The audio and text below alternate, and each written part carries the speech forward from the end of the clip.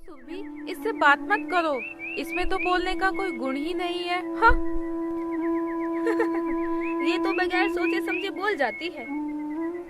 नहीं नहीं दोस्तों, इस बेचारी को तो भाषा का ज्ञान ही नहीं है।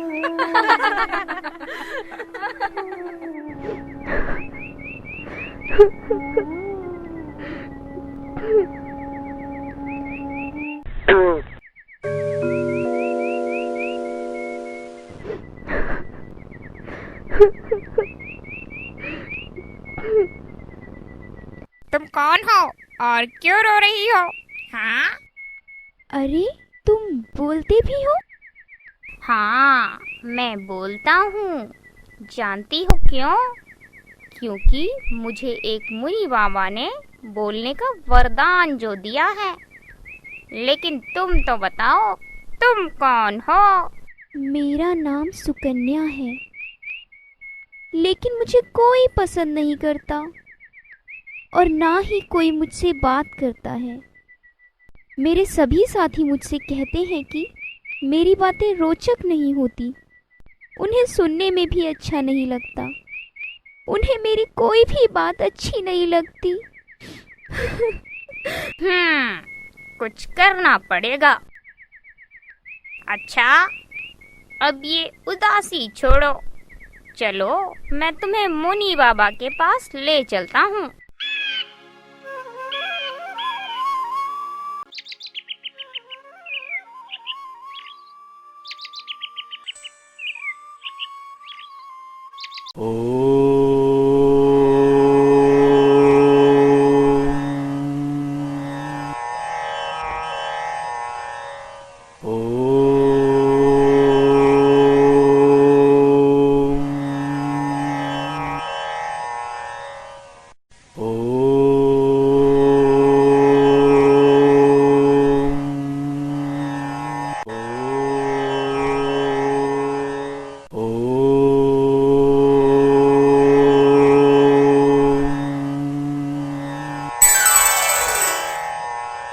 अरे तुम यहाँ क्या कर रहे हो टर्टर? और तुम्हारे साथ ये प्यारी सी बच्ची कौन है? इसका नाम सुकन्या है और ये बहुत दुखी है। क्या आप इसकी समस्या का समाधान कर सकते हैं? हाँ हाँ जरूर, परंतु इसकी समस्या क्या है? बोलो बच्ची, तुम्हें क्या चाहिए? बाबा, मैं इसलिए परेशान हूँ क्योंकि मैं जो भी लिखती हूँ किसी को पसंद नहीं आता, कहते हैं सुंदर नहीं है। दुखी मत हो बच्ची, अभी मैं तुम्हारे कष्टों का निवारण करता हूँ, पर पहले तुम मुझे कुछ नमूने के रूप में बोलकर तो सुनाओ। ठीक है। सरस्वती ने वीणा उठाई और उठाकर गाने लगी। अरे नहीं, ऐसे नहीं, ऐसे बोलेंगे जैसे विमल वाणी ने वीणा ली। ये इसी बात को कहने का एक और सुंदर रूप है, इसे ही अलंकृत भाषा कहते हैं। चलो पहले मैं तुम्हें अलंकारों के बारे में बताता हूँ, जिससे काव्य या भाषा की सुंदरता को बढ़ाया जा सकता है। अर्थ। अलंकार का अर्थ है आभूषण।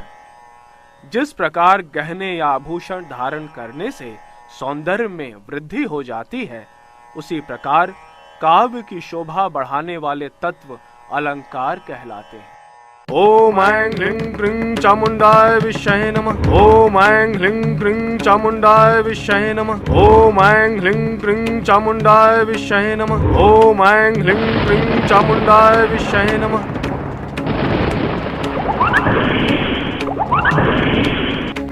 बाबा, ये दो कलश कैसे हैं? और इनके अंदर क्या है? ये वो अलंकार हैं जो तुम्हारी काव्य भाषा को एक नया रूप और एक नया अर्थ देंगे। मैं तुम्हें विस्तार पूर्वक इनके बारे में बताता हूँ। मैं भी सीखूंगा। विवेक कुमार श्रीवास्तव के चैनल में आप सभी का स्वागत है। इस वीडियो को देखने के साथ साथ हमारे चैनल को सब्सक्राइब करें और बेल आइकन दबाएं। धन्यवाद। ऐसे ही मैं भी सीखूंगा। अच्छा तो ठीक है, देखो मैंने दो कलश निकाले हैं। इनमें से एक कलश शब्दालंकारों से और दूसरा अर्थालंकारों से भरा है। पहले मैं तुम्हें शब्दालंकारों के बारे में बताता हूँ। अभी मैं शब्दालंकारों में से 3 प्रकार के अलंकार बताता हूँ, अनुप्रास, यमक और श्लेष अलंकार। अलंकार के भेद। शब्दालंकार, जहाँ किसी शब्द विशेष के कारण चमत्कार या सौंदर्य में वृद्धि हो, वहाँ शब्दालंकार माना जाता है। प्रमुख शब्द अलंकार हैं अनुप्रास, श्लेष, यमक। अर्थालंकार, जहाँ काव्य के अर्थ से चमत्कार स्पष्ट हो, वहाँ अर्थालंकार माना जाता है। प्रमुख अर्थालंकार हैं उपमा, रूपक, उत्प्रेक्षा, अतिशयोक्ति, अन्योक्ति आदि। सारांश। काव्य की शोभा बढ़ाने वाले तत्व अलंकार कहलाते हैं। अलंकार 2 प्रकार के होते हैं, शब्दालंकार और अर्थालंकार। शब्दालंकार में शब्द विशेष के कारण चमत्कार या सौंदर्य में वृद्धि होती है। अर्थालंकार में काव्य के अर्थ से चमत्कार उत्पन्न होता है। अनुप्रास, यमक और श्लेष शब्दालंकार हैं। उपमा, रूपक, उत्प्रेक्षा, अतिशयोक्ति और अन्योक्ति अर्थालंकार हैं।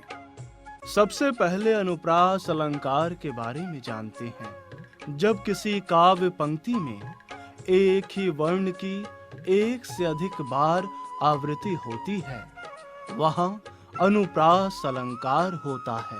अनुप्रास अलंकार, जिस रचना में व्यंजनों की एक से अधिक बार आवृत्ति के कारण चमत्कार उत्पन्न हो, वहाँ अनुप्रास अलंकार होता है। आवृत्ति मतलब? आवृत्ति का मतलब है एक ही वर्ण का बार बार आना।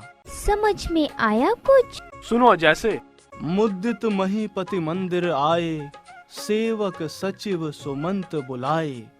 इस वाक्य में अनुप्रास अलंकार है, क्योंकि इसमें म व स वर्ण की आवृत्ति एक से अधिक बार हो रही है। अर्थात इस उदाहरण में मुद्दित मही पति मंदिर आदि शब्दों में म और सेवक सचिव सुमंत आदि शब्दों में स वर्ण एक से अधिक बार आया है। चलो तुम्हें एक और पंक्ति सुनाता हूँ। कूक कूक केकी कलित, कुंजन करत कलोल। इस कविता की पंक्ति में क वर्ण की कई बार आवृत्ति हुई है, इसलिए इस काव्य पंक्ति में अनुप्रास अलंकार है। इसी तरह तरनी तनुजा तट तमाल तरुवर बहु छाए, इस उदाहरण में भी त वर्ण की एक से अधिक बार यानी 5 बार आवृत्ति हुई है, इसलिए इस पंक्ति में भी अनुप्रास अलंकार है। सारांश। अनुप्रास अलंकार में एक ही वर्ण की एक ही पंक्ति में एक से अधिक बार आवृत्ति होती है। एक ही वर्ण की आवृत्ति होने से काव्य में सौंदर्य उत्पन्न हो जाता है। अच्छा, अब दूसरा अलंकार यमक अलंकार है। इसमें एक शब्द की आवृत्ति बार बार होती है, जैसे बरसत वारित बूंद। रहे ना मेढक के मेढक, तुम्हें तो हर तरफ बारिश ही बारिश नजर आएगी। अरे नहीं बच्चे, इसमें तो अनुप्रास अलंकार है, क्योंकि इसमें एक अक्षर की आवृत्ति हो रही है, जबकि हमने बताया कि यमक अलंकार में एक शब्द की आवृत्ति एक से अधिक बार होती है, लेकिन इसका अर्थ भिन्न होता है। यमक अलंकार, जिस रचना में एक शब्द बार बार आए किंतु उसका अर्थ अलग अलग रहता है, वहाँ यमक अलंकार होता है। जैसे 3 बेर खाती थी वे 3 बेर खाती है। इसमें एक बेर का अर्थ फल है तथा दूसरे बेर का अर्थ बार है। इसी तरह काली घटा का घमंड घटा। इस पंक्ति का अर्थ हुआ काले बादलों का घमंड या गर्व कम हुआ। इस पंक्ति में घटा शब्द 2 बार आया है, किंतु हर बार उस शब्द का अर्थ अलग अलग है। पहला शब्द घटा बादल अर्थात घटाओं के लिए है, जबकि दूसरा घटा शब्द कम करने के संबंध में है। इस तरह इस पंक्ति का मतलब हुआ कि काली घटाओं का घमंड कम हुआ। इसी तरह एक मजेदार दोहा और याद आ गया। माला फेरत जुग भया, फिरा न मन का फेर, कर का मन का डारिके, मन का फेर। इस पंक्ति का अर्थ हुआ कि हे मनुष्य, तू माला फेर कर ईश्वर को याद करता है, उसका जाप करता है, मगर अपने मन में अच्छाई नहीं लाता है, अर्थात अपने मन को साफ नहीं करता है। तू अपने कर अर्थात हाथ का, मन का अर्थात माला दाने को छोड़कर अपने मन रूपी मन का अर्थात दाने को फेर स्वच्छ कर पवित्र कर। इस दोहे में मन का शब्द 4 बार आया है। फेरा न मन का फेर, कर का मन का और मन का फेर। इस दोहे में मन का एक अर्थ हुआ हृदय का, दूसरा अर्थ हुआ माला का दाना अर्थात मन का। तो इस दोहे का अर्थ इन दोनों अर्थों को मिलाकर बना है। सारांश।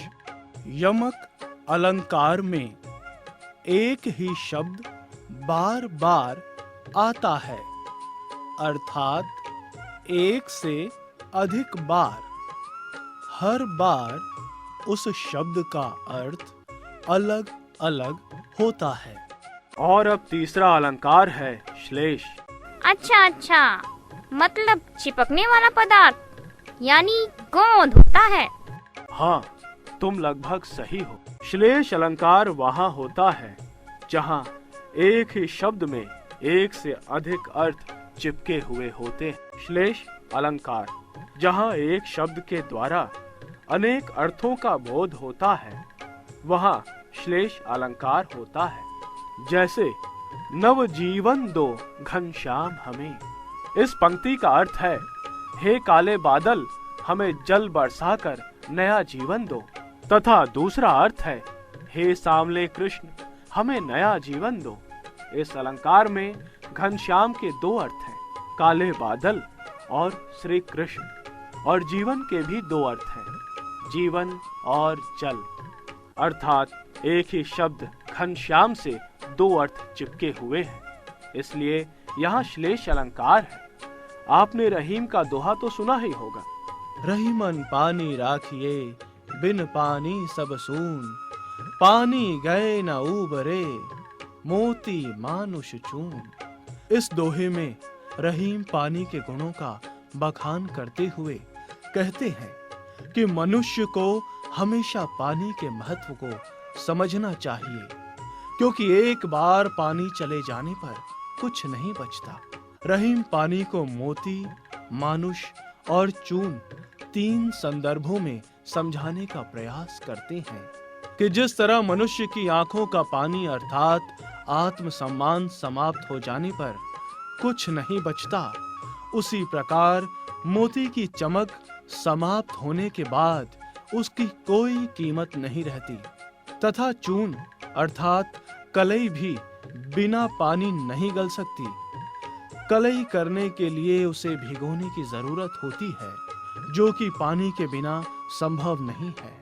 अर्थात मनुष्य, मोती और चून तीनों संदर्भ में पानी अपनी भूमिका निभाता है। इस तरह दोहे में रहीम जी ने पानी शब्द के साथ 3 अर्थ जोड़े हैं। पहला चमक के अर्थ में जो मोती के साथ जुड़ता है, दूसरा मनुष्य के संदर्भ में इज्जत या आत्मसम्मान से है, और तीसरा चून के संदर्भ में जो पानी से जुड़ता है। इस तरह पानी से 3 अर्थ चिपके हुए होने के कारण श्लेष अलंकार है। इसी तरह यह उदाहरण देखते हैं।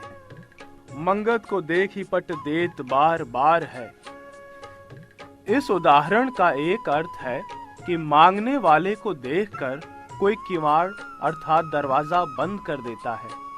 दूसरा अर्थ है कि मांगने वाले को देख उसको भीख में वस्त्र देता है। इस तरह इस उदाहरण में पट शब्द से दो अर्थ चिपके हुए हैं, पहला वस्त्र, दूसरा किवाड़। तो यहाँ भी श्लेष अलंकार है। सारांश, श्लेष का अर्थ है चिपकना। श्लेष अलंकार में एक शब्द के साथ अनेक अर्थ चिपके रहते हैं।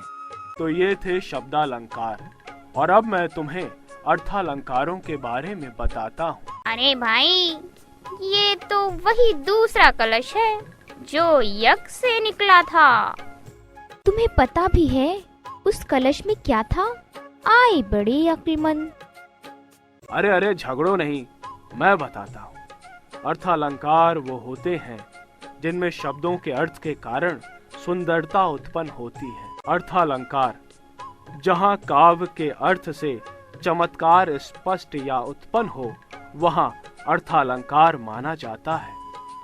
प्रमुख अर्थालंकार हैं उपमा, रूपक, उत्प्रेक्षा, अतिशयोक्ति, अन्योक्ति आदि। चलो अब उपमा अलंकार के विषय में भी बात कर ली जाए। वो खाने वाला उपमा? मुझे तो भूख लग आई। नहीं नहीं, वो वाली उपमा नहीं। उपमा का अर्थ है तुलना करना। जहाँ किसी वस्तु की तुलना दूसरे किसी प्रसिद्ध प्राणी या वस्तु से की जाती है, वहाँ उपमा अलंकार होता है। उपमा अलंकार के 4 अंग होते हैं। उपमान, जिससे तुलना की जाती है। उपमेय, जिसकी तुलना की जाती है। वाचक शब्द, जिन शब्दों की सहायता से समानता का बोध होता है। साधारण धर्म, उपमेय और उपमान में जो गुण समान पाया जाता है उसे साधारण धर्म कहते हैं। उपमा अलंकार अत्यंत समानता के कारण सर्वथा अलग होते हुए भी जहाँ एक वस्तु या प्राणी की तुलना दूसरी प्रसिद्ध वस्तु या प्राणी से की जाती है, वहाँ उपमा अलंकार होता है। उपमा के 4 अंग होते हैं। उपमेय, वर्णित वस्तु। उपमान, समानता की जाने वाली वस्तु। साधारण धर्म, समानता बताने वाला गुण। वाचक शब्द, तुलनात्मक शब्द। जैसे वो दीप शिखा सी शांत भाव में लीन। हाँ, अब समझ में आया। जैसे कैसा प्यारा पानी है अमृत के जैसा। ऐसे नहीं, इसे और अच्छे ढंग से कहो। निर्मल तेरा नीर अमृत के सम उत्तम है। बिल्कुल ठीक। यहाँ उपमा अलंकार है, क्योंकि इस पंक्ति का अर्थ है कि तेरा स्वच्छ पानी अमृत के समान श्रेष्ठ है।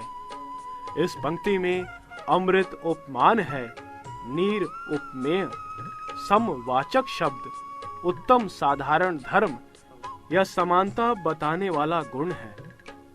अब मैं एक दूसरा उदाहरण तुम्हें सुनाता। पीपर पात सरस मन डोला। उपमेय, मन। मन भी अस्थिर रहता है। उपमान, पीपर पात। पीपल का पत्ता थोड़ी सी हवा आने पर हिल जाता है। साधारण धर्म, डोला। पीपल और मन दोनों डोलते हैं। वाचक शब्द, सरस, समानता। नदियां जिनकी यशधारा सी बहती हैं, अब भी निशि बासर। उपमेय, नदियां, नदी बहती रहती है।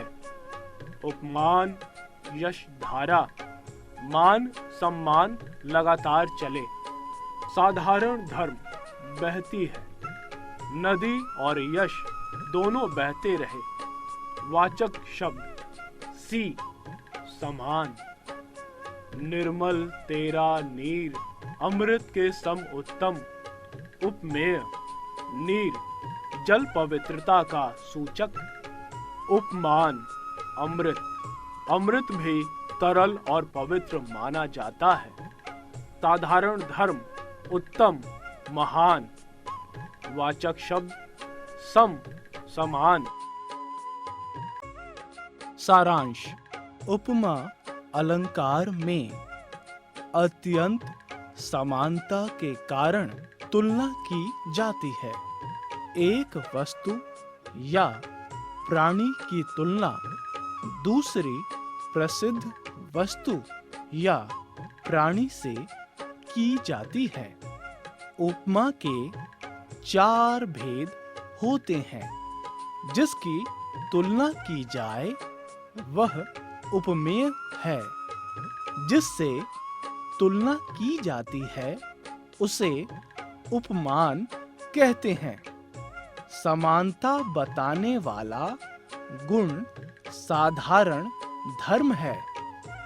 जिस शब्द से समानता का पता चले उसे वाचक शब्द कहते हैं। रूपक अलंकार, जहाँ गुण की अत्यंत समानता के कारण उपमेय और उपमान में अभेद बताया जाता है, वहाँ रूपक अलंकार होता है। इसमें गुण की अत्यंत समानता के कारण उपमेय और उपमान में कोई भिन्नता नहीं रहती। जैसे मैया मैं तो चंद्र खिलौना लय हूँ। जैसे प्रस्तुत उदाहरण में कृष्ण अपनी मैया अर्थात माता से कह रहे हैं कि माँ, मैं तो चंद्र रूपी खिलौना ही लूंगा। इसमें भी उपमान और उपमेय होता है। किंतु रूपक अलंकार में चंद्रमा उपमेय पर खिलौने उपमान का आरोप है। इसी आरोपन को रूपक अलंकार कहते हैं। तुमने भजन की ये पंक्ति तो जरूर सुनी होगी। पायो जी मैंने राम रतन धन पायो। इस पंक्ति में भक्त कह रहा है कि मैंने राम रूपी रतन के धन को पा लिया है। यहाँ राम उपमेय पर रतन उपमान का आरोप है। इस तरह पंक्ति में रूपक अलंकार है। सारांश। रूपक अलंकार में गुण की अत्यंत समानता होती है। उपमेय और उपमान में अंतर नहीं रहता। एक तरह से उपमेय में उपमान का आरोपण होता है। इसके बाद और कौन सा अलंकार आप हमें बता रहे हैं? उत्प्रेक्षा अलंकार, जहाँ उपमेय और उपमान में समानता प्रकट करने के लिए उपमेय में उपमान की कल्पना या संभावना की जाती है, वहाँ उत्प्रेक्षा अलंकार होता है। उत्प्रेक्षा अलंकार, जहाँ उपमेय और उपमान में समानता प्रकट करने के लिए उपमेय में उपमान की कल्पना या संभावना प्रकट की जाए, वहाँ उत्प्रेक्षा अलंकार होता है। उदाहरण के लिए, पद्मावती सब सखी बुलाई, जनु फुलवारी सबे चली आई। इस उदाहरण में पद्मावती ने जब सभी सखियों को बुलाया, वे सखियां इस तरह आईं मानो पूरी फुलवारी उठकर आ गई हो। इसमें उपमेय सखियों में उपमान फुलवारी की संभावना या कल्पना की जा रही है। इसलिए यहाँ उत्प्रेक्षा अलंकार हुआ।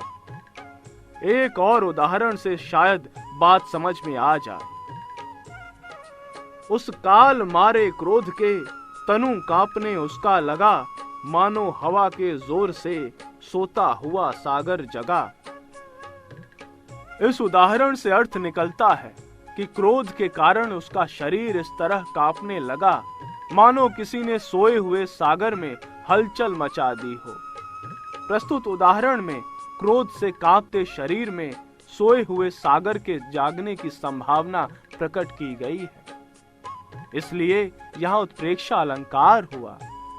इसी तरह झुककर मैंने पूछ लिया, खा गया मानो झटका। प्रस्तुत उदाहरण में बस के ड्राइवर के रुकने की संभावना झटका खाकर रुकने से हुई है। इसलिए यहाँ उत्प्रेक्षा अलंकार है।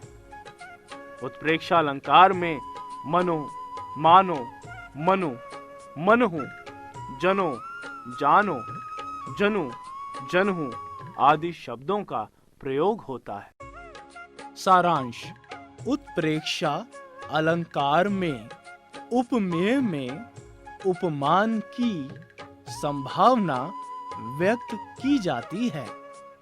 मनो, मानो, मनु, मनहु, जनो, जनु, जनहु आदि शब्दों का प्रयोग होता है।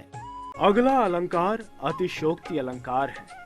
इसमें वस्तु या घटना का अत्यंत बढ़ा चढ़ाकर वर्णन किया जाता है। अतिशयोक्ति अलंकार जहाँ पर किसी वस्तु या घटना का खूब बढ़ा चढ़ाकर उल्लेख या वर्णन किया जाए, वहाँ अतिशयोक्ति अलंकार होता है। बढ़ा चढ़ाकर मतलब? जैसे हनुमान की पूंछ में लगन न पाई आग, लंका सगरी जल गई, गए निशाचर भाग। इस पद्यांश में हनुमान की पूंछ में आग लगाने से पूर्व ही सारी लंका की जलने की बात बढ़ा चढ़ाकर कही गई है। इसलिए यहाँ अतिशय उक्ति का प्रयोग है, जिस कारण अतिशयोक्ति अलंकार है। और अतिशय उक्तियां सुनो। पड़ी अचानक नदी अपार, घोड़ा कैसे उतरे पार, राणा ने सोचा इस पार, तब तक चेतक था उस पार। इस पंक्ति में महाराणा प्रताप सामने आई अपार नदी को पार करने की तरकीब के बारे में सोच ही रहे थे कि उनका घोड़ा चेतक तुरंत फुर्ती से कूदकर नदी पार कर गया। इस तरह प्रस्तुत उदाहरण में घोड़े की फुर्ती बताने के लिए अतिशय उक्ति का सहारा लिया गया है, जिससे घोड़े की बहादुरी का पता चल सके। एक और उदाहरण सुनो। देख लो साकेत नगरी है यहीं, स्वर्ग से मिलने गगन में जा रही। प्रस्तुत उदाहरण में कवि ने साकेत नगरी के ऊंचे भवनों द्वारा आकाश की ऊंचाइयों को छूने का बढ़ा चढ़ाकर वर्णन किया है, इसलिए इसमें अतिशयोक्ति अलंकार है। सारांश। अतिशयोक्ति अलंकार में अतिशय उक्ति होती है। अतिशय का अर्थ बढ़ा चढ़ाकर वर्णन करना। इस तरह इस अलंकार में बढ़ा चढ़ाकर कथन का वर्णन किया जाता है। जैसे तुम बहुत समझदार हो, मैंने ये बात बढ़ा चढ़ाकर बोली है, इसमें अतिशयोक्ति अलंकार है। नहीं नहीं, ये तो सच्चाई है, अतिशयोक्ति अलंकार नहीं। अच्छा, अब झगड़ा मत करो, एक और अलंकार के विषय में जानो। अब बात करते हैं अनियोक्ति अलंकार की, जहाँ उपमेय का वर्णन उपमान के वर्णन के माध्यम से किया जाए, वह अनियोक्ति अलंकार होता है। अनियोक्ति अलंकार जहाँ उपमेय का वर्णन उपमान के वर्णन के माध्यम से किया जाए, अर्थात किसी कारणवश उपमान के वर्णन के माध्यम से उपमेय का वर्णन किया जाए, वहाँ अनियोक्ति अलंकार होता है।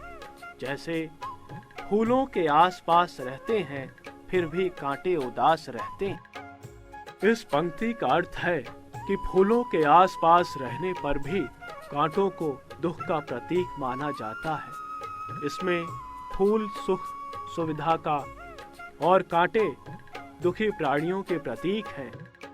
इसी तरह कवि ने प्रस्तुत फूल और कांटे के द्वारा अप्रस्तुत सुख और दुख का वर्णन किया है। हम एक और उदाहरण से अपनी बात स्पष्ट करते हैं। जिन दिन देखे वे कुसुम, गई सुबीती बहार, अब अली रही गुलाब में, अपत कटीली डार। अर्थात इस दोहे का अर्थ हुआ कि हे भंवरे, तूने जिन दिनों इस डाल में सुंदर गुलाब के फूल लगे देखे थे, वे दिन अब बहार से पतझड़ में बदल गए हैं। अब इस डाल में सिर्फ बिना पत्तों की कांटों वाली टहनी ही बची है। इस दोहे में अली यानी भंवरे के द्वारा ऐसे गुणी व्यक्ति की ओर संकेत किया गया है जिसका आश्रयदाता अब पतझड़ के गुलाब की तरह पत्र पुष्पविहीन अर्थात धनहीन गरीब हो गया है। यहाँ गुलाब और भंवरे के माध्यम से आश्रित कवि और आश्रयदाता का वर्णन किया गया है, अतः अन्योक्ति अलंकार है। एक अन्य उदाहरण में मालिन आवत देख के कलियन करी पुकार, फूले फूले चुन लिए काली हमारी बारी। इस दोहे का अर्थ है कि माली को आता देखकर कलियां कह रही हैं, आज तो ये माली फूल चुनकर ले गया, हम बच गए, किंतु कल जब हम कली से फूल में परिवर्तित हो जाएंगे तब ये माली हमें भी तोड़कर ले जाएगा। इसमें कवि बात तो फूल और कली की कर रहा है, किंतु अर्थ मनुष्य और मृत्यु का निकलता है। अर्थात कवि ने कलियों के टूटने के बहाने से मानव जीवन की नश्वरता की ओर संकेत किया है। इस तरह प्रस्तुत के माध्यम से अप्रस्तुत की बात करके दूसरा अर्थ निकलता है, इसलिए इसमें अन्योक्ति अलंकार है। सारांश। अन्योक्ति अलंकार में अन्य के लिए उक्ति यानी कथन होती है। संबोधन किसी को और संबोधित किसी और को किया जाता है। उपमेय का वर्णन उपमान के वर्णन के माध्यम से किया जाता है। अप्रस्तुत के वर्णन के माध्यम से प्रस्तुत का वर्णन किया जाता है। तो ये थे हमारे अलंकार। तो अब तक तो तुम दोनों को अलंकारों का महत्व समझ में आ गया होगा। हाँ बाबा, आपका बहुत बहुत धन्यवाद जो आपने हमें इतनी सारी जानकारी दी। अब मैं भी अच्छी कविता लिखने लगूंगी। अच्छा बाबा, अब हम चलते हैं। बेल आइकन दबाएं। धन्यवाद। ऐसे ही और वीडियोस देखने के लिए हमारे वीडियो को लाइक करें, चैनल को सब्सक्राइब करें और बेल आइकन जरूर दबाएं।